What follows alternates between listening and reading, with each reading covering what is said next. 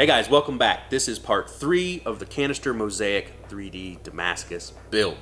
Part 1 and 2, you guys saw us make the initial prints, make the initial patterns, and then start developing them and four-weighing them and layering them together into cool patterns. And so today, we're going to take those blocks and we're going to start slicing them into tiles, preparing them for the flip weld, which is going to bring the pattern of the end grain of the Damascus up onto the face in a repeating pattern down the face of the bar. And that will be pretty much the final stage. We're going to roll it down into a nice, even, clean bar and surface grind it and then etch it and show you guys what we got. So, step 1, we got to cut tiles. So we're going to go over and start laying all that out.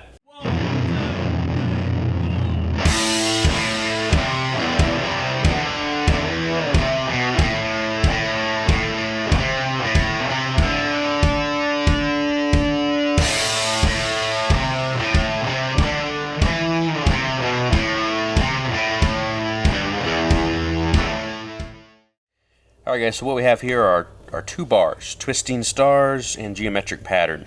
They've been surface ground, both faces and edges. And we're just going to do these one at a time, but we're getting ready to prep for our tiles, cutting our tiles. So we laid out some layout fluid on the top, and we went ahead and put in our first 45-degree marks on the edges. And that defines the length of the bar. And now, there's a couple of different ways to set this up so that you can lay out exactly what your pieces are going to be like. This one is a 2-inch wide bar by 3/4, and I like to take about a 3/4 cut at a 45-degree angle.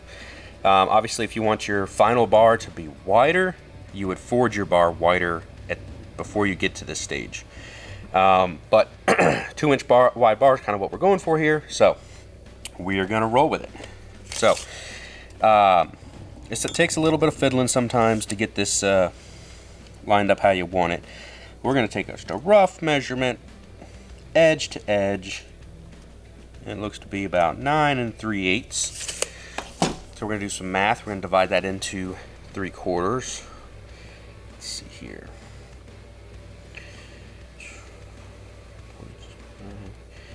Oops. Well, it gives us exactly 12 pieces. So, we'll set our caliper, zero it out, and set our caliper to 3/4 of an inch. And sometimes this takes a couple of times to run across it and make sure you've got all your marks where you want them. I'm going to flip this over.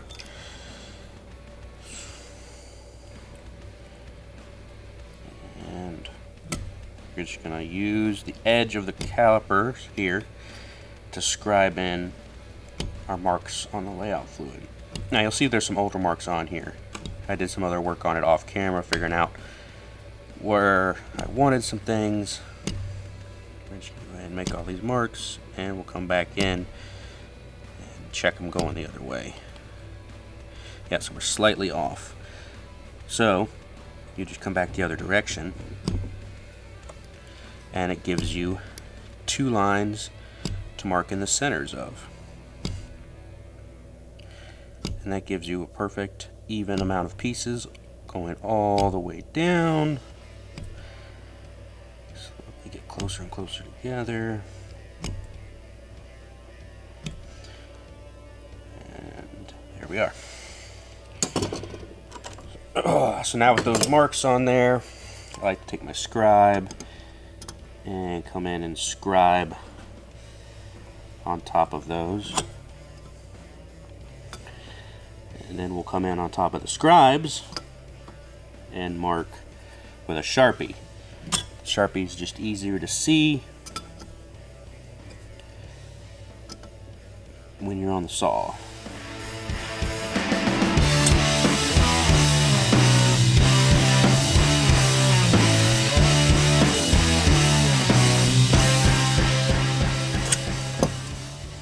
Go. Now we'll run back through and just double check that everything matches measurement wise. It looks really good. So now I'll double back through with a nice brand new sharp silver Sharpie, which shows up really well on the blue Dykem. And the Sharpie pretty much gives us the blade's width on the bandsaw. So it makes it really easy to line it up on the saw to make the cuts.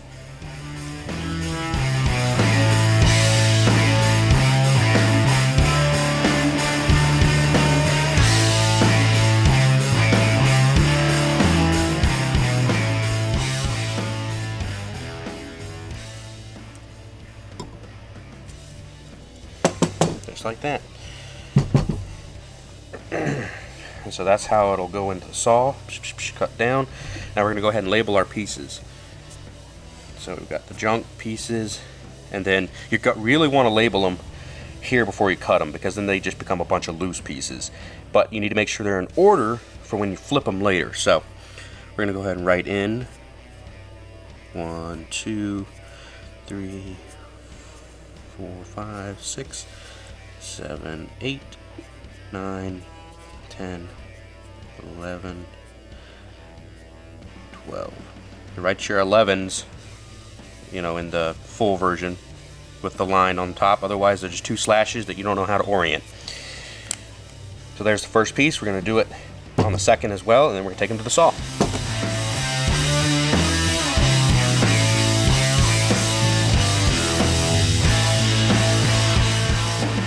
Alright guys, so I wanted to make a quick note before we start slicing. You can see we've got all our tiles marked. Our ends are at 45. I made a jig, and this is kind of necessary because when you're cutting on the bandsaw, you got to cut all the way back down to here. I mean, you're slicing all the way down to here. So you got to have some way to hold this, because of course the vise can't hold that last cube to make your last cut. And so what I've made here is a little bit of a jig, basically. So it's got a 45 on it. And what we'll do is we'll come in and we'll weld, just tack weld that onto the jig here. So that way the vise can hold onto the jig back here while we're making those last couple of cuts. I've actually found it easier to go ahead and weld this onto the jig before you start cutting it at all. So we're going to take this over to the bench. We're going to clean up these faces. We're going to line it up nice and flat, and we're going to tack weld this bar onto the jig. Let's go. Now over here on a known flat surface, we take a piece of angle iron, our jig, and our bar of steel, and right in the middle we set those up so they're nice and flat. And what we're going to do is we're going to clamp that piece of angle iron to these to hold it in perfect level. And then we'll take it over to the welder and put a spot weld on the top and bottom.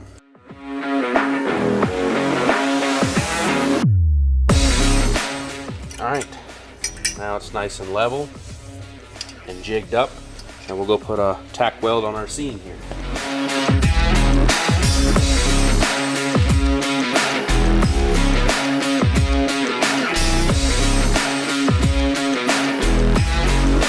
Alright, so the piece is now locked in the vise with the jig, and it's all shimmed up, and now we just start cutting all our tiles.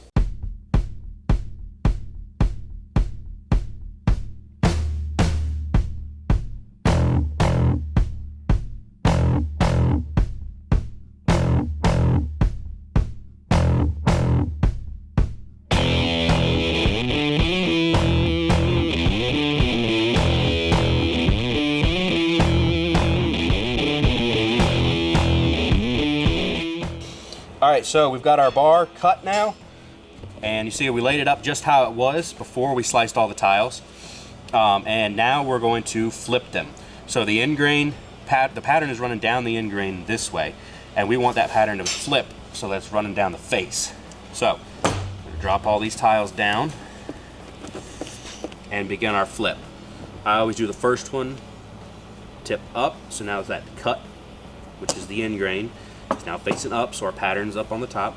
So first one down, next one flip. Down, flip. Down, flip. Down, flip. Down, flip. Down, flip. And so now when you look down your pieces here, you should have a right side up letter, upside down. Right side up, upside down, right side up, upside down, alternating all the way down. That is an upside down 8. And so now you can see that tells you that you got the flips and the orientation. So now the pattern is perfectly repeating along the face of the bar. You see I made a miscut on that last one. It's a little short. but the rest of them line up really, really well. So now what we'll do is we're going to actually take this over the welding table and we'll clamp all these pieces down. And we're going to tack weld the seams with TIG weld, and then TIG weld all the seams shut all the way around.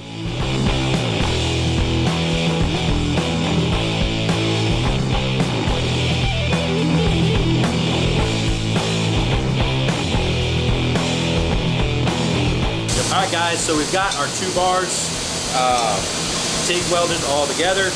Now we're throwing them into WD-40, light forge weld them into solid pieces. Let's go.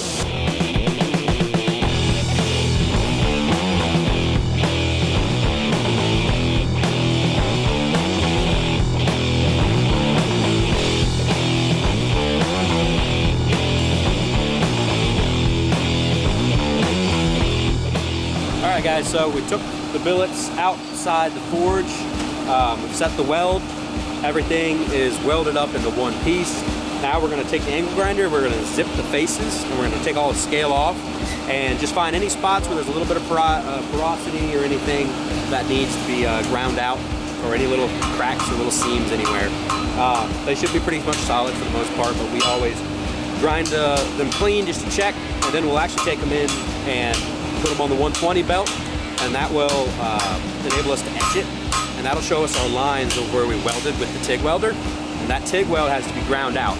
So after we test etch it, we'll mark the lines with a Sharpie or whatever, and then we'll grind those out, and then we'll put the bars back in the forge and roll them out to final thickness.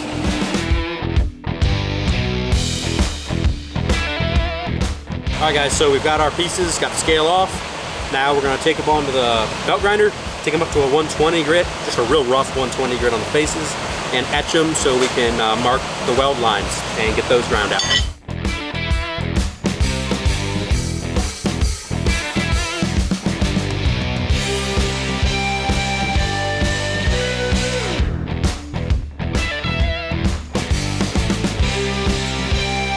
Alright guys, so now we've got all of our lines marked of where that weld bead is affecting the pattern. You also probably saw there's a little bit of porosity from the welds.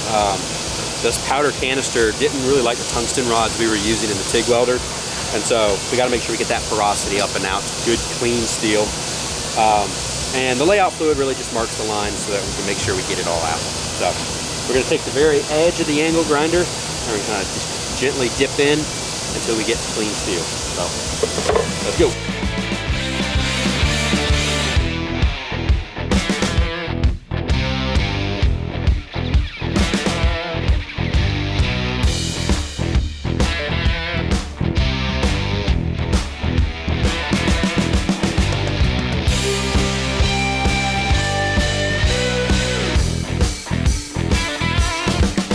Alright guys, so we've got the pieces ground. We took out the weld lines on the edges and on the flats, and now we're just going to throw them back in the forge and flatten them out and true them up. So they're about 0.4 thick right now. We're going to reduce it down by about half.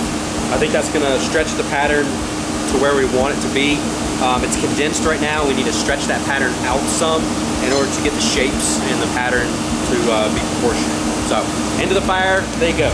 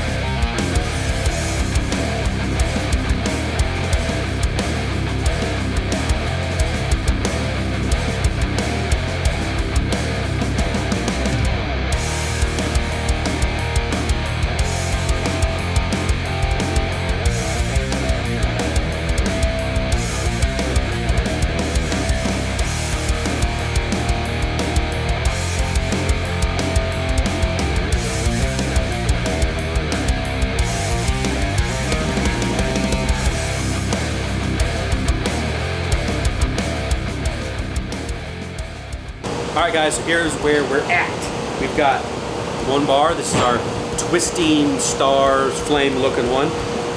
We cut the ends off and we ripped off the scale off both sides, and now we're going to surface grind it. We're going to do the same thing to this one. You'll notice the geometric shape pattern billet, we actually cut it into two. We had a really small little split where the tiles were welding, and there was a teeny tiny split that we ended up cutting out. And so it leaves us with two chunks of that pattern. So we're going to get these surface ground, and then we're going to go and test etch them all. Get a nice deep etch on it so we can really show what it looks like to the final buyer.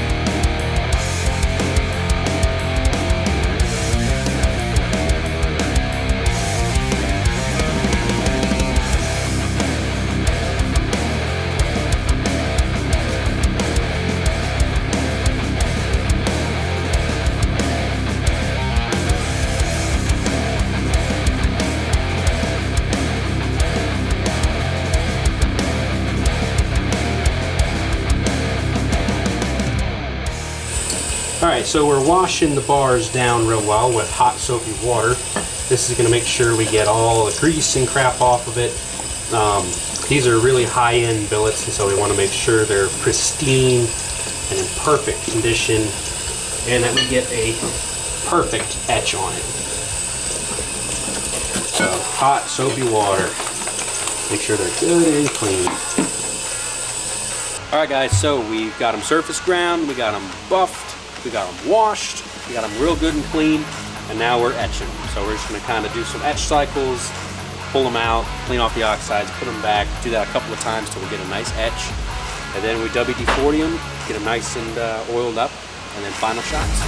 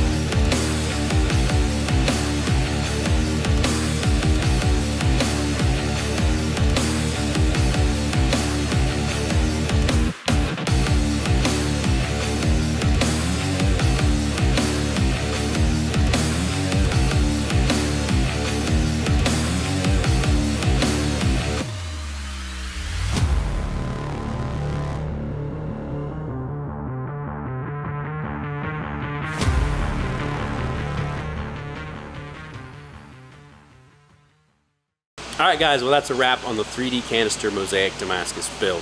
We got two really unique patterns. These are kind of patterns you can't really get with traditional Mosaic Damascus in the traditional methods. So 3D Canister technique really opens up a lot of horizons in pattern development. So we made these two patterns. I'm going to have these bars with me at Blade Show in June 2022 in Atlanta. So if you're going to Blade Show, come find me and get a chance to take a look at these yourself. Thanks guys.